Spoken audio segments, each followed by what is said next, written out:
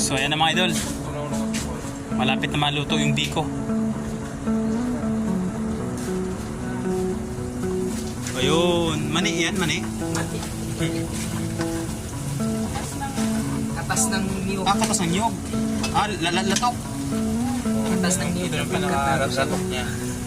Siya na yung Ayos, ang bango ah. coconut oil niya. Malagkit na malagkit. So yung mga idol, oh, nilulunod na yung ano, asukal.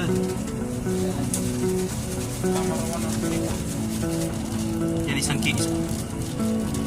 Report na asukal mga idol. 2 niyog. 1.5 kilong ano, malagkit. Nakatiin mo lang yan. O yun, meron pang ano tawag dyan? Evaporada. Yun, amoy pa lang. Ulam na.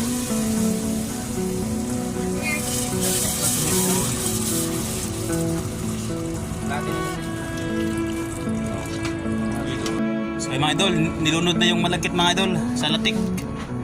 Yun, oh. Amoy pa lang mga idol, ano na, nakakabusog na. Yun, isang kalating kilo yan na malagkit. Maraming kita nila. Dinagdagan ng oil. Meron pang evaporada. Yun, what's up?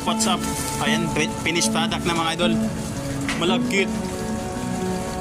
Yun oh, anong tawag dito? Planggana rin. Isang planggana. O, pansit at planggana mga idol.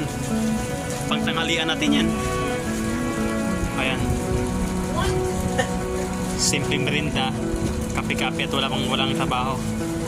Ubus na. Ayun, meron pa. Ang dami. Di maubos. Nako, mapapanis talaga to. Hindi ito maubos mamaya. So, ano yung mga idol? Luto na ang ating malagkit. So, yun. Ang sarap. Ang sarap. Ang lagkit. So,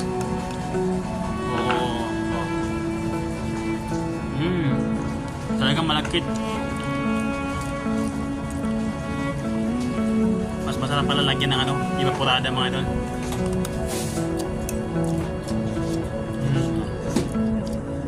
Ang sarap.